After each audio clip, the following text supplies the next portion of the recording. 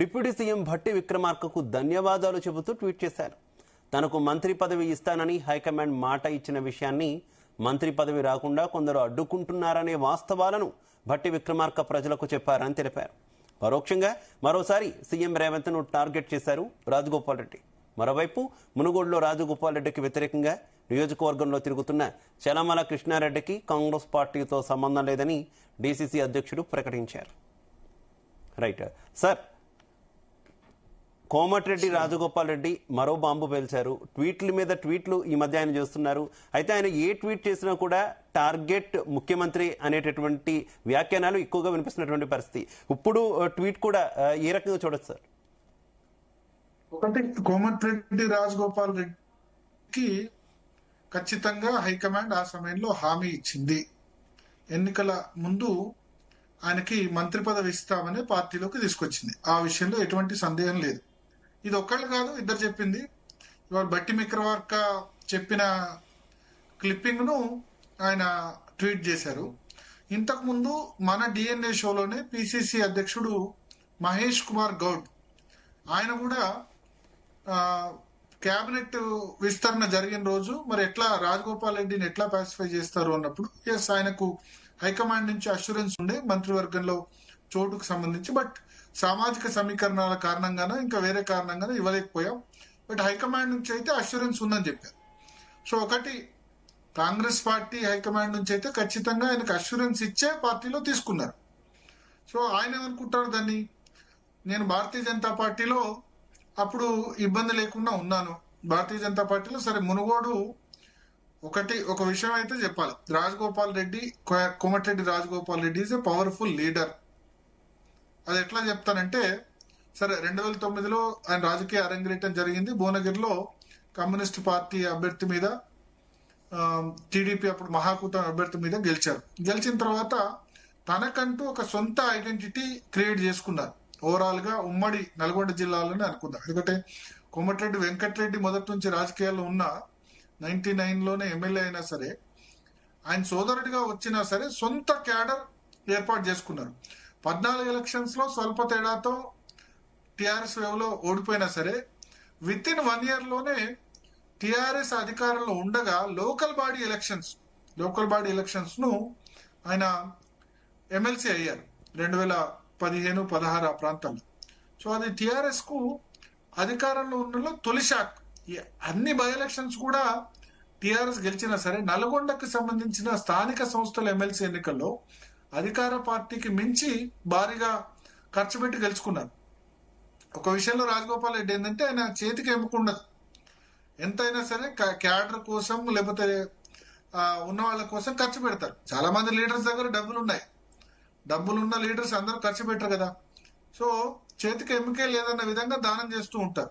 So అందుకని ఆయనకు చాలా పెద్ద ఎత్తున క్యాడర్ ఉమ్మడి నల్గొండ జిల్లాలో ఏర్పడింది. ఆ తర్వాత 2019లో కాంగ్రెస్ పార్టీకి మంచి రిజల్ట్ రానప్పటికీ మునుగోడులో ఆయన గెలిచారు. ఉమ్మడి నల్గొండ జిల్లా లాంటి పవర్ఫుల్ జిల్లాలో కూడా అప్పుడు వ్యతిరేక పవనాలు కాంగ్రెస్ పార్టీకి రీచ్ అయ్యాయి. కేవలం ఉత్తమ్ కుమార్ రెడ్డి ఒకరు హుజూర్ నగర్ లో గెలిచారు, మునుగోడులో రాజగోపాల్ రెడ్డి గెలిచారు. మళ్ళీ ఆ 2 సీట్లు కూడా ఆ తర్వాత బీఆర్ఎస్ పరమయ్యా, ఇది వేరే సంగతి. సో మునుగోడులో ఆయన రాజీనామా చేసి బీజేపీ తరఫున పోటీ చేసినప్పుడు కూడా ఉమ్మడి నల్గొండ జిల్లాలో భారతీయ జనతా పార్టీకి 87,000 ఓట్లు పోలు కావడం చాలా పెద్ద రికార్డ్. కేసీఆర్ సహా మొత్తం 105 మంది ఎమ్మెల్యేలు ప్రచారం చేసిన మునుగోడులో కేవలం 12,000 ఓట్లతో కదా ఓడిపోయింది రాజగోపాల్ రెడ్డి అప్పుడు. సో సరే, ఓడిపోయిన తర్వాత బీజేపీ అధిష్టానం కొంత ఆయనతో మాట్లాడుంటే బీజేపీతో కంటిన్యూ అయ్యేవాడు. సో ఆ సమయంలో కాంగ్రెస్ పార్టీ విలువడం, ముఖ్యంగా సునీల్ కనుగోలు రాజగోపాల్ రెడ్డి వస్తే నల్గొండ జిల్లాలో గేమ్ చేంజ్ అవుతుందని భావించి ఆయనతో గట్టిగా మాట్లాడంతో ఆయన వచ్చారు. రాజగోపాల్ రెడ్డి తన మునుగోడు కంటే కూడా ఎక్కువగా నకిరేకలు, నల్గొండ, ఇంకో 4-5 చోట్ల ప్రచారం చేశారు. దేవరకొండ, ఆ ప్రచారం కూడా ఉపకరించింది. సో ఒక విధంగా అంటే చాలా చోట్ల కూడా నల్గొండలో కాంగ్రెస్ పార్టీకి మంచి మెజార్టీ వచ్చింది అనుకోండి, 50,000 పైగా ఓట్ల మెజార్టీ వచ్చింది. సో రాజగోపాల్ రెడ్డి రావడం వల్లనే అన్ని సీట్లు గెలిచిందని కాదు, ఒక సూర్యాపేట తప్ప కాంగ్రెస్ పార్టీ అన్ని గెలిచింది. బట్ మెజారిటీస్ ఖచ్చితంగా ఇంప్రూవ్ అయ్యాయి రాజగోపాల్ రెడ్డి రావడం వల్ల. ఆయన అన్నట్టు ఏంటంటే అప్పుడు ఎల్బీ నగర్ కూడా ఒక ఆప్షన్ ఉండే, ఎల్బీ నగర్ అక్కడ మధు యాష్కి గౌడ్ మధు యాష్కి గౌడ్ కు మళ్ళీ టికెట్ వచ్చింది, బట్ మధు యాష్కి గౌడ్ ఓడిపోయారు. సో డెఫినెట్ గా ఆయనకు సునీల్ కనుగోలు నుంచి, రాహుల్ గాంధీ నుంచి, కేసీ వేణుగోపాల్ నుంచి హామీ ఉంది. ఆయనకు ఉంది, వివేక్ వెంకటస్వామికి ఉంది. అయితే వివేక్ వెంకటస్వామి విషయంలో మల్లికార్జున ఖర్గే కూడా ఆయన అవుట్ రైట్ గా సపోర్ట్ చేశారు. దళిత్ ఈక్వేషన్ లో కూడా ఖచ్చితంగా వచ్చింది. అయితే అదే సమయంలో ఇక్కడ మాత్రం జిల్లాలో సపోర్ట్ లేదు, రాష్ట్ర వ్యాప్తంగా సపోర్ట్ లేదు రాజగోపాల్ రెడ్డికి ముఖ్యమంత్రి రేవంత్ రెడ్డి కూడా తీసుకోవాలని అనుకోరు కదా. రేవంత్ రెడ్డితో డిఫర్ అయ్యే ఆయన బయటకు వచ్చారు. అదే సమయంలో కోమటిరెడ్డి వెంకటరెడ్డి కూడా రేవంత్ రెడ్డితో డిఫర్ అయి ఉండే. మునుగోడు ఎలక్షన్ సమయంలో కోమటిరెడ్డి వెంకటరెడ్డి అసలు ఆస్ట్రేలియా వెళ్ళిపోయారు, రాహుల్ గాంధీ భారత్ జోడో యాత్ర జరుగుతుంటే తమ్ముడికి మద్దతుగా. సో దానివల్ల కోమటిరెడ్డి వెంకటరెడ్డి కూడా ఎఫెక్ట్ అయింది మునుగోడులో రాజగోపాల్ రెడ్డికి సపోర్ట్ చేయడం వల్ల. బట్ ఆఫ్టర్ రేవంత్ రెడ్డిని ముఖ్యమంత్రిగా ఎన్నుకున్న తర్వాత కోమటిరెడ్డి వెంకటరెడ్డి అవుట్ రైట్ గా రేవంత్ రెడ్డి సపోర్టర్ అయిపోయారు. మొన్న కూడా మనం చూసాం, ఇంత మంత్రి పదవికి సంబంధించి ఆయనకు హామీ ఉందా లేదా నాకు తెలీదు. వెంకటరెడ్డి ఏమనుకుంటారంటే రాజగోపాల్ రెడ్డికి మంత్రి పదవి ఇస్తే తనకు తీసేస్తారు, ఒకే ఇంట్లో 2 మంత్రి పదవులు ఇవ్వరు అన్న ఒక మాట ఆయన బలంగా నాటుకుపోయి ఉండొచ్చు బహుశా. తర్వాత ఇంకా 10 ఏళ్ళు రేవంత్ రెడ్డి సీఎం అని చెప్పి ఆయన మొన్న కొత్త నల్గొండలో క్యాంప్ కార్యాలయం గృహప్రవేశ సందర్భంగా వీడియో తీసి చెప్పారు ఇదంతా జరుగుతుండగా. సో వెంకటరెడ్డి సపోర్ట్ గా లేరు రాజగోపాల్ రెడ్డి మంత్రి పదవి విషయంలో. ఉత్తమ్ కుమార్ రెడ్డి కూడా సపోర్ట్ ఉండరు. ఎందుకుంటారు? ఆయన ఒకవేళ రాజగోపాల్ రెడ్డికి ఇస్తే తన ఇంట్లో కూడా పద్మావతి రెడ్డి కోదాడ ఎమ్మెల్యే, ఆమె కూడా గెలిచారు కదా, ఆమె కూడా పదవి ఇవ్వాలి అంటారు. సో డెఫినెట్ గా జానారెడ్డి సపోర్ట్ గా లేరు. Jana Reddy exactly sir. యాక్చువల్లీ తొలుత రాజగోపాల్ రెడ్డి జానారెడ్డినే టార్గెట్ చేశారు, ఆయన లెటర్ రాశారంటూ కూడా కొంత ఆగ్రహం వ్యక్తం చేశారు. కానీ ఒక్కసారిగా సీఎం వైపు ఎందుకు టర్న్ అయ్యారు అనుకోవాలి సార్? జానారెడ్డిని టార్గెట్ చేసి ఆయన అడ్డుకున్నారని భావించినటువంటి రాజగోపాల్ రెడ్డి సడన్ గా సీఎం అడ్డుకుంటున్నారని ఎందుకు భావిస్తున్నారు? ఆయన టార్గెట్ గా ట్వీట్ చేయడం అనే రకంగా చూడాలి. మీరు ఒక విషయం గుర్తుంచుకోవాలి, జానారెడ్డి మీద కామెంట్ చేసింది ఎప్పుడు కేబినెట్ విస్తరణ జరగక ముందు ఏం చెప్పారు? ఈయన మల్రెడ్డి రంగారెడ్డికి పదవి ఇవ్వాలి అని చెప్పి జానారెడ్డి లెటర్ రాశారు. అంటే రంగారెడ్డి జిల్లా కేబినెట్ లో ప్రాతినిధ్యం ఇవ్వాలి అన్నారు. అంటే ఏంది? నల్గొండ జిల్లాకి ఇవ్వద్దని చెప్పి. ఎందుకంటే ఆల్రెడీ 4 రెడ్లు ఉన్నారు, రేవంత్ రెడ్డి, కోమటిరెడ్డి వెంకటరెడ్డి, ఉత్తమ్ కుమార్ రెడ్డి, పొంగులేటి శ్రీనివాస్ రెడ్డి. సో అక్కడ ఇవ్వాలి, రంగారెడ్డికి ఇవ్వాలంటే ఏంది? మా నల్గొండకి ఇవ్వద్దనే కదా. సో అప్పుడు విస్తరణకు ముందు జానారెడ్డి ఆ విధంగా మాట్లాడారు మీరు చెప్పినట్టు. కానీ విస్తరణకు ముందే సీఎం కు వ్యతిరేకంగా ఎందుకు రాజగోపాల్ రెడ్డి మాట్లాడతారు? ఏదో సరే వెంకటరెడ్డితో విభేదాలు ఉన్నా, మిగతా వాళ్ళతో విభేదాలు ఉన్న వాళ్ళు కూడా కలిసిపోయారు కదా, తనను కూడా కలుపుకుంటారని రాజగోపాల్ రెడ్డి భావించారు. బట్ విస్తరణలో రేవంత్ రెడ్డి వద్దన్నాడన్న ఇన్ఫర్మేషన్ రావడంతో ఇప్పుడు అవుట్ రైట్ గా నెగిటివ్ మాట్లాడుతున్నారు అందరికి. ఇంకా రాజగోపాల్ రెడ్డి పోయేదేముంది? అప్పుడే ముందే నెగిటివ్ మాట్లాడితే ఖచ్చితంగా రేవంత్ రెడ్డి ఏదో ఒక 10% అయినా సపోర్ట్ చేయరా. ఆయన చెప్పేది ఏంటంటే సన్నిహితులతో నేనైతే అడ్డుపడ్ను అని రేవంత్ రెడ్డి రాజగోపాల్ రెడ్డికి చెప్పారు, హామీ ఇచ్చారు. కానీ సరిగ్గా సమయం వచ్చేసరికి మాత్రం సుదర్శన్ రెడ్డికి ఇవ్వాలి, రాజగోపాల్ రెడ్డికి ఇవ్వద్దని అడ్డుపడ్డారని రాజగోపాల్ రెడ్డి తన సన్నిహితులతో చెప్తున్నారు. సో రేవంత్ రెడ్డి అడ్డుపడ్డప్పుడు ఇంకా ఆయన ఎందుకు నేను సపోర్ట్ చేయాలి? ఆయనైనా, ఉత్తమ్ కుమార్ రెడ్డి అయినా, జానారెడ్డి అయినా ఖచ్చితంగా నేను ఏ విషయంలో అయినా ఫైట్ చేస్తాను, వాళ్ళతో గట్టిగా ఉంటానని ఆయన డిసైడ్ చేసుకున్నారు. అందులో భాగంగానే సమయం వచ్చినప్పుడల్లా చేస్తున్నారు. ఒకసారేమో ఈ 10 ఏళ్ళు నేనే సీఎం అంటే హైకమాండ్ కదా సీఎం డిసైడ్ చేసేది, 10 ఏళ్ళు నేనే సీఎం అని ఎట్లా చెప్తారని చెప్పి ట్వీట్ చేశారు. రెండోసారి సోషల్ మీడియా వారియర్స్ ని విమర్శించినప్పుడు, అధికారంలో ఉన్నప్పుడు, మన ప్రతిపక్షంలో ఉన్నప్పుడు సోషల్ మీడియా జర్నలిస్టులు యూజ్ చేసుకొని, డిజిటల్ మీడియా జర్నలిస్ట్ యూజ్ చేసుకొని ఇప్పుడు ఎట్లా అని చెప్పి ఆ విధంగా మాట్లాడారు. సో డెఫినెట్ గా ఇక్కడ నుంచి ప్రతి సందర్భంలో కూడా కాంగ్రెస్ పార్టీ సంబంధించి ఏ విషయాల్లో ఉన్నా డెఫినెట్ గా అయితే ఆయన ఏం చేయబోతున్నారు అనేటటువంటి ఒక ఉత్కంఠ అయితే కంటిన్యూ అవుతుంది కదా సార్. ఎందుకంటే ఆయన అసంతృప్తులు ఉన్నారని పార్టీకి తెలుసు, హైకమాండ్ కి తెలుసు, పబ్లిక్ కి తెలుసు, అందరికీ తెలుసు. కాకపోతే విస్తృతంగా ఆయన నియోజకవర్గంలో పర్యటిస్తున్నారు, ప్రతి చోట కూడా వెళ్తున్నారు, ఎన్నికలు లేవు, ఏమీ లేవు, ప్రజల్లోకి బాగా వెళ్లే ప్లాన్ ఎక్కువగా చేసుకుంటున్నారు అనేటటువంటి విశ్లేషణలు కనిపిస్తున్నాయి, వార్తలు కూడా ఎక్కువగా వస్తున్నటువంటి పరిస్థితి. ఎందుకు ఈ టైంలో పబ్లిక్ లోకి వెళ్తున్నారు అంటే ఏం చెప్తారు సార్? మళ్ళీ ఏమైనా ఎలక్షన్ కి వెళ్లే ఆలోచనలు ఏమైనా ఉన్నారనుకోవాలా రాజగోపాల్ రెడ్డి, లేదంటే పార్టీ మారే ఛాన్సెస్ ఏమైనా ఉన్నాయనుకోవాలి? ఆయన ముందు అన్ని ఆప్షన్స్ ఉన్నాయి, but I don't think elections కు వెళ్తారు అని నేను అనుకోను. ఎందుకంటే అప్పుడు భారతీయ జనతా పార్టీకి వెళ్ళారు కదా, భారతీయ జనతా పార్టీకి వెళ్ళారు. అప్పుడు వేవ్ ఉంది, హుజురాబాద్ గెలిచింది, దుబ్బాక గెలిచింది. ఇప్పుడు నల్గొండలో భారతీయ జనతా పార్టీ తరఫున గెలవడం అనేది అంత ఈజీ కాదు కదా. మునుగోడు లాస్ట్ టైం అది ప్రూవ్ అయింది కదా.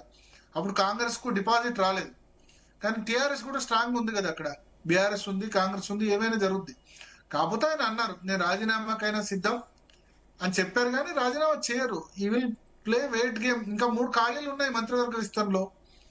ఎందుకు ఈయనతో పంచాయతీ అని హైకమాండ్ అనుకుంది అనుకోండి, 3 ఖాళీల్లో ఒకటి రాజగోపాల్ రెడ్డికి ఇవ్వచ్చు, ఏదైనా జరగవచ్చు.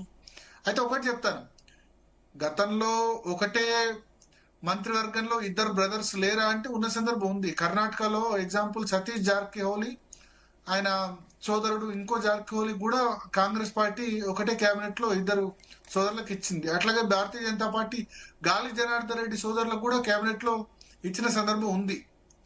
ఇప్పుడు వివేక్ వెంకటస్వామికి ఒకటే కేబినెట్ లో కాదు, కానీ వివేక్ వెంకటస్వామి కుమారుడు గడ్డం వంశీ ఎంపీగా ఉన్నారు.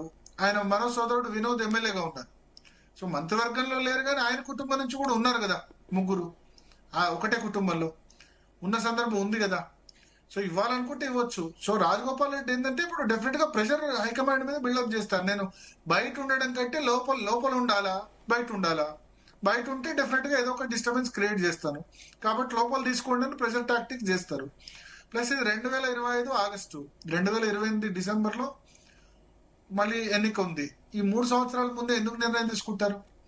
ఆయన ముందు చాలా ఆప్షన్స్ ఉన్నాయి. భారతీయ జనతా పార్టీలో జాయిన్ అవ్వడం, బీఆర్ఎస్ లో జాయిన్ అవ్వడం, లేదా కొత్త పార్టీ స్థాపన అంటే కొత్త పార్టీలో జాయిన్ కావడం, లేదా కాంగ్రెస్ పార్టీలోనే ఇట్లే అసంతృప్తి ఉండడం. కాంగ్రెస్ పార్టీలో ఒక రాహుల్ గాంధీ, సోనియా గాంధీ, ప్రియాంక గాంధీని తిట్టకుండా ఎవరిని తిట్టినా నడుస్తుంది, మల్లికార్జున ఖర్గేని తిట్టినా నడుస్తుంది, గుర్తుపెట్టుకుంటాం. అయితే వెంకటరెడ్డి గారి వ్యవహార శైలి ఏ రకంగా చూసుకోవచ్చు సార్? ఇందాక మీరు ప్రస్తావించినట్టు మునుగోడు ఎన్నికల ఉప ఎన్నిక ఆ టైంలో మాత్రం ఆయన కొంత రాజగోపాల్ రెడ్డికి సోదరుడికి సపోర్ట్ ఇచ్చే ప్రయత్నం చేశారు. ఆయన విదేశాలకు కూడా వెళ్ళిపోయినటువంటి పరిస్థితి. కానీ ఇప్పుడు ఆయన మంత్రిగా ఉన్న తర్వాత తమ్ముడికి మంత్రి పదవి విషయం వచ్చేసరికి కొంత సైలెంట్ అవుతున్నారు, స్తబ్దుగా ఉన్నటువంటి సిచ్యువేషన్. ఎందుకు అనుకోవాలి సార్? ఒకటి, ఇప్పుడు రాజగోపాల్ రెడ్డి వెర్షన్ లోనేమో ఆయన రేవంత్ రెడ్డికి పూర్తిగా సరెండర్ అయిపోయారు, కోమటిరెడ్డి వెంకటరెడ్డి అని ఆయన అంటారు.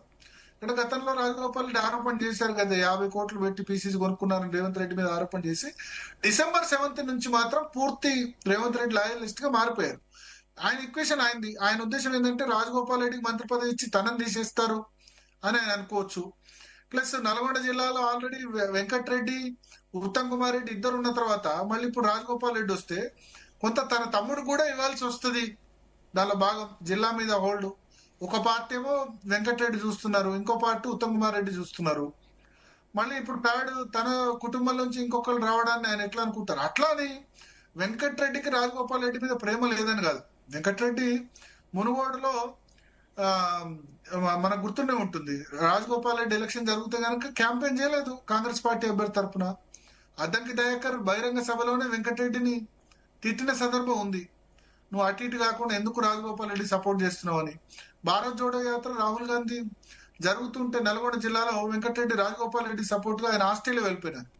సో దానివల్ల హైకమాండ్ దృష్టిలో కూడా కొంత వెంకటరెడ్డి చీఫ్ మినిస్టర్ క్యాండిడేట్ గా కూడా పర్స్పెక్టివ్ ఉండే, కానీ ఆ సందర్భంలో రాజగోపాల్ రెడ్డి సపోర్ట్ చేశారు. బట్ ఆఫ్టర్ ఎలక్షన్, ఆ మునుగోడు ఎలక్షన్ తర్వాత కాంగ్రెస్ లోకి మళ్ళీ రీఎంట్రీ వచ్చిన తర్వాత అన్నాదమ్ముల మధ్య ఆ ఈక్వేషన్ అయితే బాలేదు, అది మాత్రం ఉంది.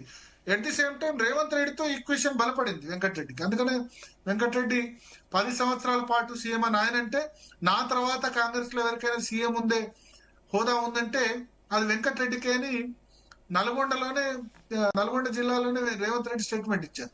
సో పరస్పరంగా ఒకరికొకరు సహకరించుకుంటున్నారు. ఇప్పుడు ఈక్వేషన్స్ మారాయి, అన్నదమ్ముల మధ్య ఈక్వేషన్ బాగాలేదు. అది వెంకటరెడ్డి ఆ విధంగా వెళ్ళడానికి కారణం ఏంటంటే, నేను ఉన్నా కదా మంత్రి పదవి ఆల్రెడీ, నా మంత్రి పదవి ఎందుకు వెళ్ళడం అని కూడా ఆయన ఆలోచిస్తూ కూడా ఉండొచ్చు బహుశా. సో అందుకనే సో ఇది ఖచ్చితంగా స్ట్రాటజీ. రాజగోపాల్ రెడ్డి అయితే ఖచ్చితంగా ఒక వెయిటింగ్ గేమ్ ఆడతారు. ఇంకా 3 మంత్రి పదవుల్లో తనకు 1-2 అయినా ఇవ్వాలని, 3 మంత్రి పదవుల్లో తనకు ఒక్కడికైనా రాకపోదా అని ఆలోచిస్తారు. రాకుంటే ఆయన ఆప్షన్స్ ఆయనకు ఉన్నాయి, కానీ ఇప్పుడే తొందరగా నిర్ణయం తీసుకోరు. ఈ విధంగా కామెంట్ చేస్తూనే ఉంటారు. రాబోయే రోజుల్లో ఇంకా దాడి కూడా తీవ్రం కావచ్చు. దానికి అసంతృప్తివాదులు లాంటి వాళ్ళు ఇప్పుడు బట్టి అన్నారు, అవును హామీ ఇచ్చామని. సో కొంతమంది తోడు కూడా కావచ్చు. సో ఏదైనా జరగవచ్చు. ఆయన కాంగ్రెస్ పార్టీలోనే ఉంటూ డెఫినెట్ గా ఈ రేవంత్ రెడ్డిని ఇబ్బంది పెట్టే ప్రయత్నం చేస్తూ ఉంటారు. ప్రభుత్వాన్ని వ్యతిరేకంగా కాంగ్రెస్ లో కూడా ఇవన్నీ కామనే కదా సార్. కాంగ్రెస్ లో కామన్. అందుకని నేను చెప్తున్నా, రాహుల్ గాంధీ, సోనియా గాంధీ, ప్రియాంక గాంధీ తప్ప ఎవరిని తిట్టినా నడుస్తుంది. Okay okay. రాజశేఖర రెడ్డి మీరు చేయలేదా? అంతకుముందు అందరు విమర్శలు చేసినా ఏముంటది? ఏం కాదు. షోకాజులు ఇవన్నీ కాదు. కాంగ్రెస్ హైకమాండ్ కూడా చూసి చూడనట్టే పోద్ది. రైట్ రేవంత్ రెడ్డిని తిడితే పర్లేదు, కాంగ్రెస్ పార్టీ ప్రాస్పెక్ట్స్ దెబ్బతినొద్దు, అట్లా కూడా చూసుకుంటది. అట్లా Right, కాంగ్రెస్ లో హైకమాండే కొన్ని చోట్ల సీఎం కు వ్యతిరేకంగా సమాంతరంగా నడిపిస్తుంది.